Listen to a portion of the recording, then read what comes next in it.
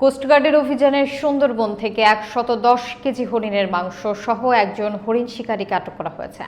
সুন্দরবনে থামছে না হরিণ শিকারীদের তৎপরতা। মঙ্গলবার 8 এপ্রিল বিকালে কোস্টগার্ড মিডিয়া কর্মকর্তা লেফটেন্যান্ট কমান্ডার সিয়ামুল হক এ তথ্য জানান।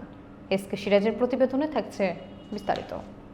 তিনি বলেন, গোপন সংবাদের ভিত্তিতে 8 মার্চ মঙ্গলবার সকাল 10টায় কোস্টগার্ড আউটপোস্ট নলিয়ান কর্তৃক সুন্দরবন সংলগ্ন নলিয়ান ঠাকুরবাড়ি ঘাট সংলগ্ন এলাকায় একটি বিশেষ অভিযান পরিচালনা করা হয়। অভিযানে সুন্দরবন কুখ্যাত ডাকাত করিম শরীফের অন্যতম সহযোগী শাহজাহান মোহাম্মদ অনু এবং একজন অজ্ঞাত ব্যক্তি কোস্টগার্ড সদস্যদের উপস্থিতি টের পেয়ে হরিণের মাংস সহ 2টি বোট রেখে পালিয়ে যায়।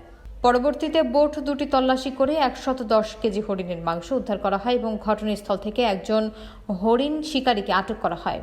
আটককৃত হরিণ শিকারী মোহাম্মদ আরিফুল সরদান খুলনার দাকব থানার বাসিন্দা।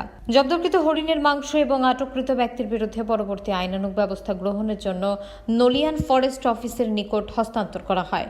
তিনি আরও বলেন, দেশের আইন শৃঙ্খলা পরিস্থিতি স্থিতিশীল রাখতে বাংলাদেশ কোস্টগার্ড 24 ঘণ্টা টহল জারি রেখেছে, যার মাধ্যমে কোস্টগার্ডের আওতাধীন উপকূলীয় এবং নদীর তীরবর্তী অঞ্চলের আইন শৃঙ্খলা পরিস্থিতি অনেকাংশে উন্নত হয়েছে। কোস্টগার্ড ভবিষ্যতেও এ ধরনের অভিযান অব্যাহত রাখবে। সংলগ্ন নলিয়ান ঠাকুরবাড়ি ঘাট সংলগ্ন এলাকায় একটি বিশেষ অভিযান পরিচালনা করা হয়। অভিযানে সুন্দরবনের কুখ্যাত ডাকাত করিম শরীফের অন্যতম সহযোগী মোহাম্মদ শাহজাহান মোহাম্মদ অনু এবং একজন অজ্ঞাত ব্যক্তি কোস্টগার্ড সদস্যদের উপস্থিতি টের পেয়ে হরিণের মাংস সহ 2টি বোট রেখে পালিয়ে যায়। পরবর্তীতে বোট দুটি তল্লাশি করে 110 কেজি হরিণের মাংস উদ্ধার করা হয় এবং ঘটনাস্থল থেকে একজন হরিণ শিকারীকে আটক করা হয়। আটককৃত হরিণ শিকারী মোহাম্মদ আরিফুল সরদান খুলনার দাকব থানার বাসিন্দা। জব্দকৃত হরিণের মাংস এবং আটককৃত ব্যক্তির বিরুদ্ধে পরবর্তী আইনানুগ ব্যবস্থা গ্রহণের জন্য নলিয়ান ফরেস্ট অফিসের নিকট হস্তান্তর করা হয়।